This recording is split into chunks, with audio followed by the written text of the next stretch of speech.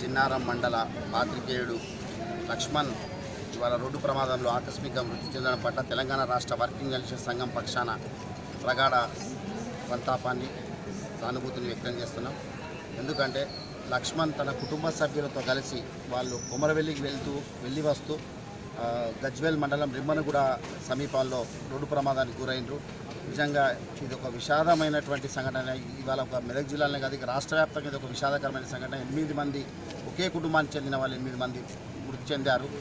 ఇవాళ మిగతా అతని భార్య పుష్ప, ఇంకొక బాబు, అతని బాబు ఇక్కడ గాంధీ ఆసుపత్రిలో చికిత్స పొందుతున్న సమాచారం అందుకు మేము వెంటనే మా సంఘం బాధ్యులు అందరం కలిసి ఇక్కడికి వచ్చాము.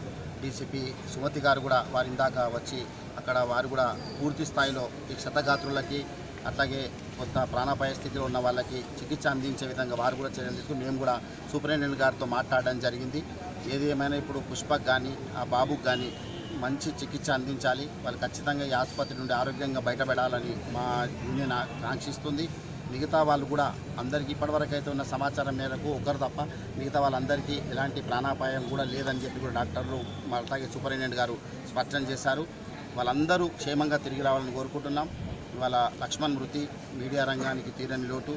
వారి ఆత్మకు శాంతి కలగాలని ఈ సందర్భంగా తెలంగాణ రాష్ట్ర వర్కింగ్ జర్నలిస్ట్ సంఘం పక్షాన నేను ప్రార్థిస్తూ వారి కుటుంబ సభ్యులకి సానుభూతిని తెలుపుకుంటున్నాం. అట్లాగే లక్ష్మణ్ కుటుంబ సభ్యులకి ఆదుకోవడానికి ఒక పెద్ద దిక్కును కోల్పోయారు కనుక వారిని ఆదుకోవడానికి ప్రభుత్వ పరంగా ఎలాంటి వాళ్ళకి సహకారం అందించాలనే విషయంలో మా యూనియన్ సీరియస్గా స్పందిస్తుంది. ఆ కుటుంబానికి అండగా ఉంటాం. పూర్తి స్థాయిలో మా సహకారాన్ని అందిస్తామని చెప్పి కూడా ఈ సందర్భంగా మేము తెలుపుకుంటున్నాం.